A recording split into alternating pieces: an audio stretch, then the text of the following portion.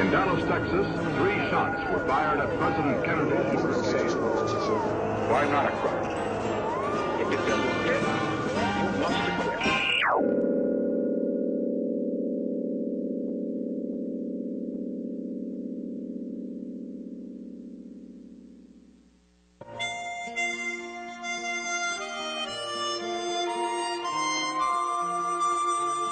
Greetings and salutations, friends and neighbors.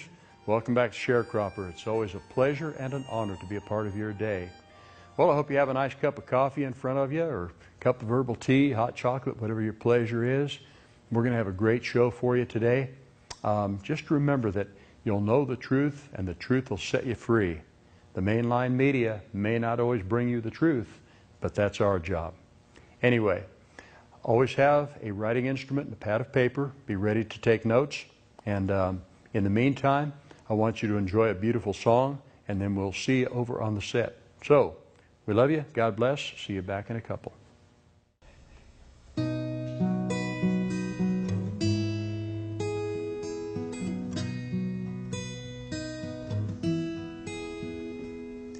What happened, sweet baby face?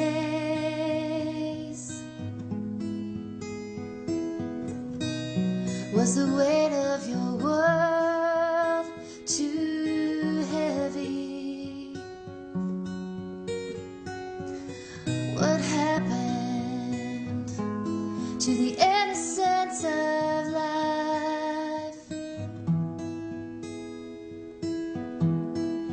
Quietly slipping, tired of gripping,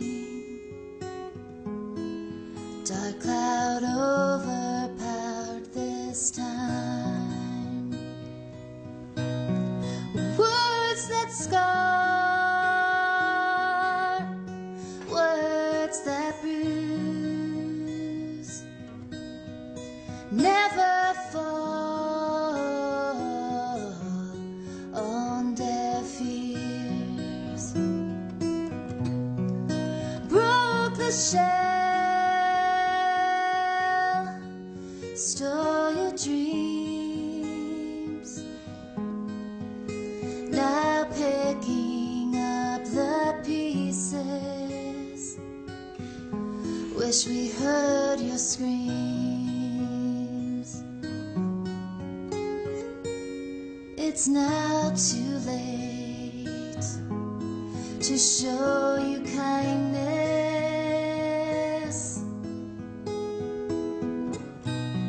A wall of sorries won't bring you back. Price too high for lessons made. The heavens still welcome you, sweet baby face. Words that scar,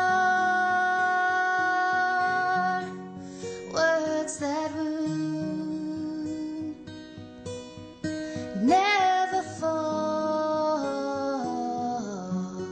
on deaf ears. Broke the shell, stole your dreams, now picking up the pieces. Wish we heard your screams. A price too high for lesson made. Oh, the heavens still welcome you, sweet baby face.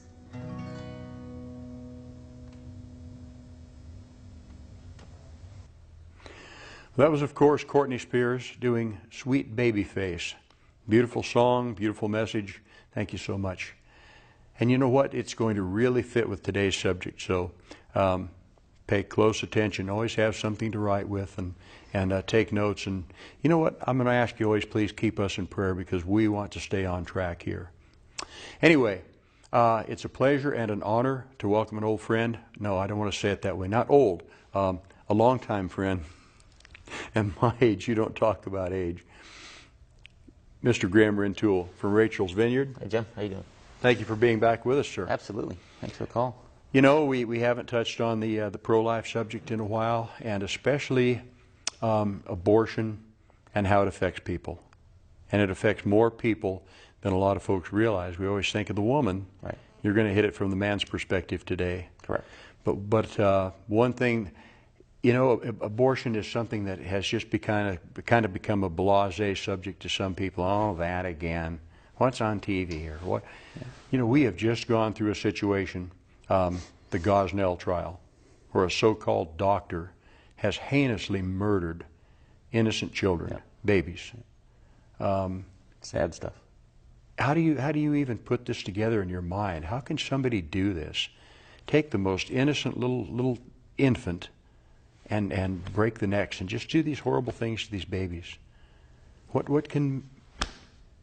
I can't fathom that. And even having been what I now call today a post-abortive father, looking back at the occasion back in 1975 where my partner and I decided that abortion was the right answer, and maybe at the time it was, clearly looking back, nowhere near the right answer. Mm-hmm. But to do that as someone's work, as a job, I mean, that just boggles my mind. I can't even conceive how somebody would do that. I think most people that go into an abortion, they found themselves in a situation, probably unmarried, probably a very unhandy time to have a child. Yeah. Maybe they don't even want to have a child with that partner, but here they find themselves pregnant. And be it the man or the woman, they probably just really don't think about the ramifications, both of what's happening to the baby, right, especially if it's this partial birth abortion, which is basically murder. Mm-hmm. But they just don't think of all of the ramifications or how they're going to feel about it later on. Right. So tell us. Part of it's the way we've been told by certain sources that, oh, it's a blob of cells, lump of tissue, not a person. But depending on your own belief, conception is the beginning of life. And from that point on, you've got what will become a human being. And clearly, as you get through fetal development, within literally a few weeks, it's beginning to look like a human being. Mm-hmm. And if anybody studies or even casually looks at some of the in utero pictures or an ultrasound or you name it, that's a person. Mm-hmm. And making the choice to do away with that person, it's just such a bad starting point for a relationship between that husband and wife or partner and other partner.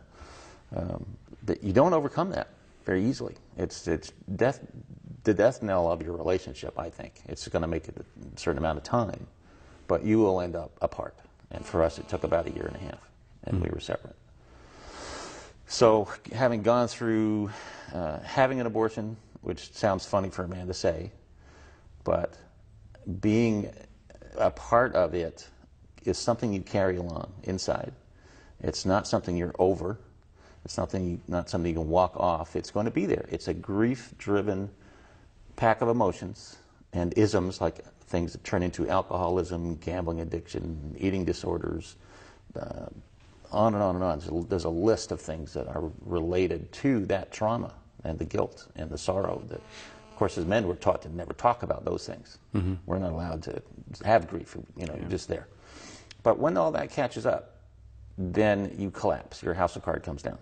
And for me, it literally took 32 years. But when it happened, it was a take me to the carpet right now. That was in 2007. So since then, having gotten involved in a healing program and then a second healing program, and then coming to realize, this is such a good work.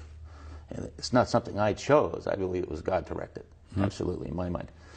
So now I work on several retreats a year that we'll see anywhere from maybe 8 to 18 attendees, some couples, some singles, some single men, lots of single women coming through the program. They may be married, or possibly their current spouse doesn't even know there was an abortion prior to their involvement. But sadly, that level of secrecy in a relationship carries over. It just puts a stain on your relationship until you can come up and say, honey, I've got something to tell you. And you better sit down first. And then you have that conversation, and there's usually shock. Sometimes worse reaction, sometimes better reaction. It just depends on the couple. But I had to do that with my own wife of 23 years, who had no idea that long prior to our meeting that I'd been involved in abortion. And she's a very pro-life woman and 3 children. And so when I married her, I got 3 bonus children in the process. The youngest of which is now 32, I think, 11-year-old granddaughter. And Goes fast, doesn't it? Sure does, sure does. But consequently, having that conversation with her, that was probably the most difficult thing I've done. But I also thought back over the next 18 months about what were the ramifications of my really poor decision. One was my first marriage, which came about maybe a year or probably 18 months after the abortion took place. Ended up in a marriage where we both felt we didn't want children. So I thought, this is okay, I can do that, because I really was not wanting to be a dad, be a family man. And then about 5 years, we had kind of worked our path and ended up separating. But what I learned much, much later is the method we had chosen was an IUD. So during the path of our marriage, what you find out, an IUD does not prevent conception. So we could have had numerous conceptions that never went to term because the IUD prevents implantation. Essentially, it's an abortion. You've got this fertilized egg that has nowhere to go. So that conception is lost. So some people struggle with that because they've either been used the pill or any of the other methods supposedly that are going to be, quote, birth control. And they are, but they're not conception prevention. So there's this whole little backstory to some of those other methods that lead to, once you understand them, that you realize this could be a problem. This is something that I should not have been thinking about or doing in that manner, because there's religious connotation to conception and specifically not having to have children for whatever reason. And I'm not going to go down that path. I don't have the detail on that one. But knowing that it's a God-given gift to have a child, and then saying, well, I know better than that, so I'm going to terminate this child. I mean, that's a tragic state of mind that I didn't realize when I was 22. Now, I look back after learning more about the process of birth and conception, birth and development, more about what's happening during an abortion, and how it does, in fact, affect both parents, is something that most of us never know. And most men will not admit to even having been involved in abortion. A lot of them, a quantity unknown, but a certain percentage might never know because it was a one-night thing, and the mother never brought it to the father that said, oh, by the way, we're going to have a baby. And that's the key word, we are going to have a baby. So some guys will go through their lives and never know that they had a child somewhere. Others will have taken a part into saying, yeah, I'll support you in whatever you want. If you choose abortion, then I'm with you. And that was the slimy way out that says, it's your decision, but I'll support you afterwards in your, whatever it is. Yeah, right.